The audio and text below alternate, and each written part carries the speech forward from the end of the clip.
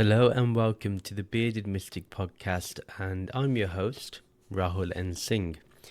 So I have some updates to give today. I know I haven't posted in a while, it's been some time, and it's just because I've been busy with a lot of things going on in life in general, and with work and all that stuff.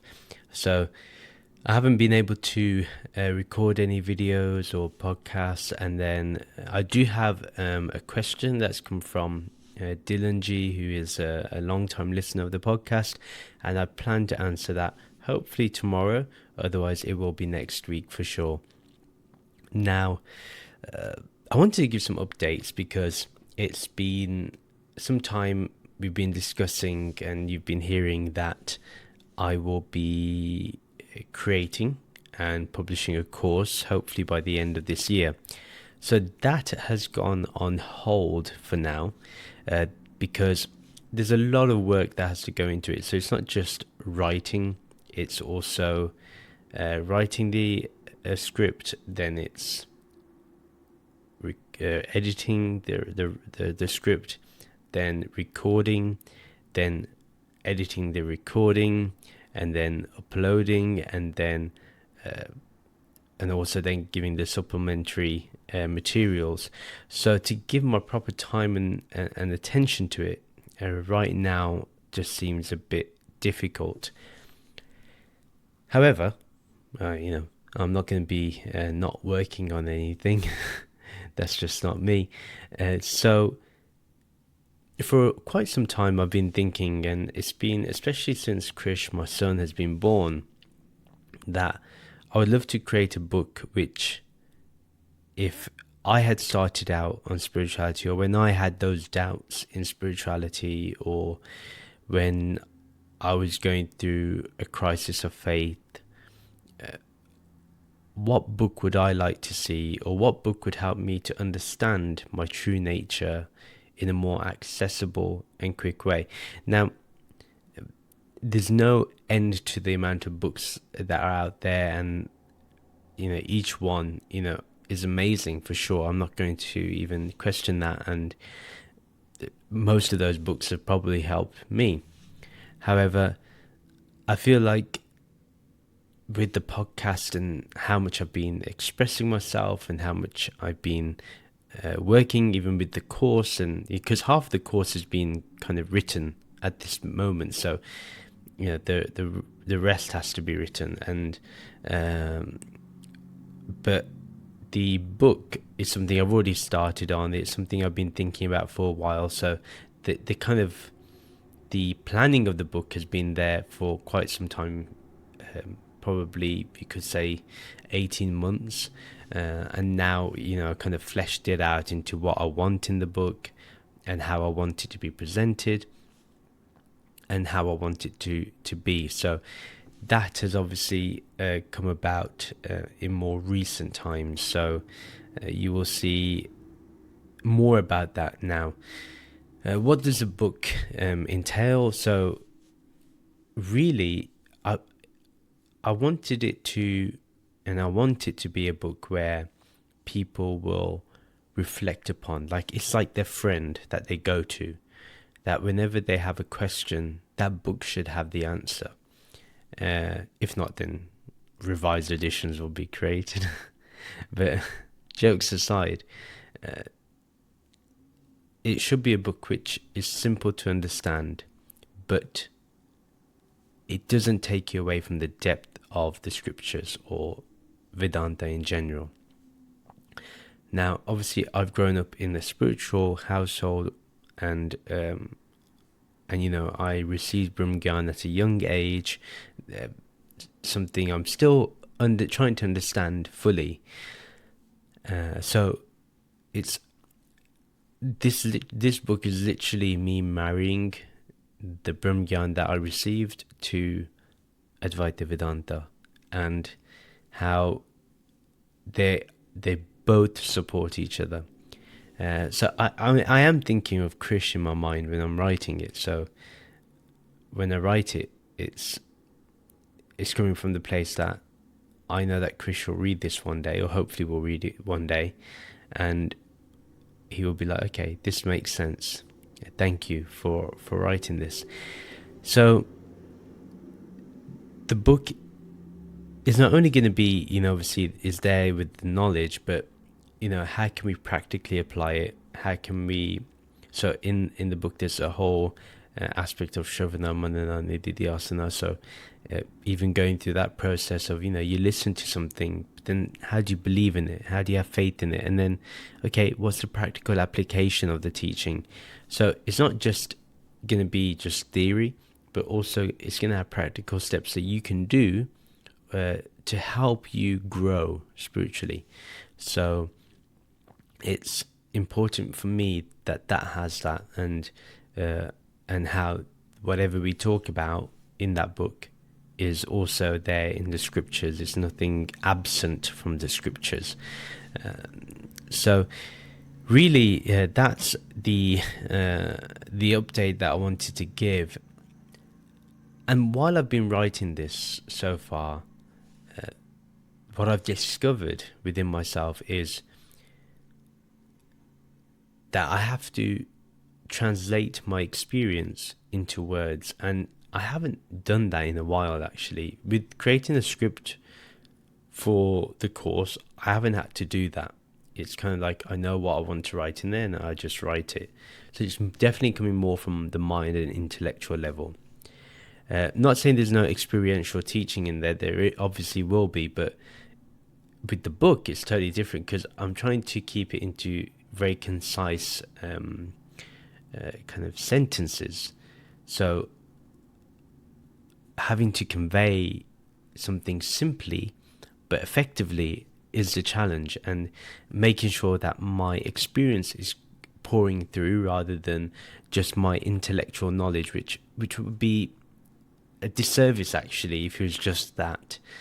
Anyone can speak about what Vedanta is and what Brahman is and what formless awareness is. Anybody can talk the talk, but how can one transmit that message where, regardless of where you are in spirituality, it speaks to you? And fundamentally, that's what I'm trying to achieve with the book. Because until we know our true nature, there's no way we're going to have peace in life. There's no way we're going to have bliss in life. There's no way we're going to be content in life. We will be chasing things until we can die. And when we die, then we also do not know what's going to happen after that. And, for example, say you achieve moksha, fine. But say if you don't achieve moksha, then what will you do?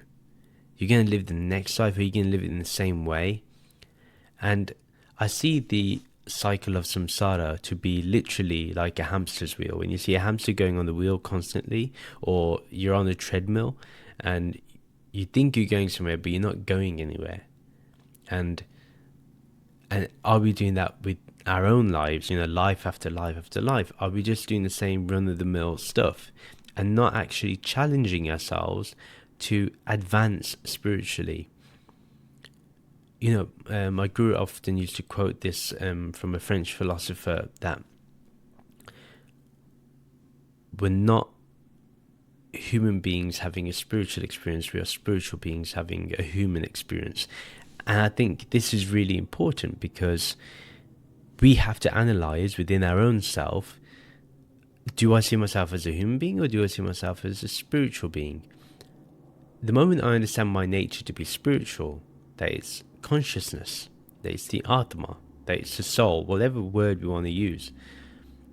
When I realize that, then I got to understand how the human experience fits into that. And it's pretty easy, right? Because I know my true nature, and I know that I have a body and mind that's allowing me to experience this humanity, this humanness, and it's beautiful. But on the other hand, if I'm someone who is thinking they're a human being, so this body and mind is who I am, then I would just be chasing spiritual experiences.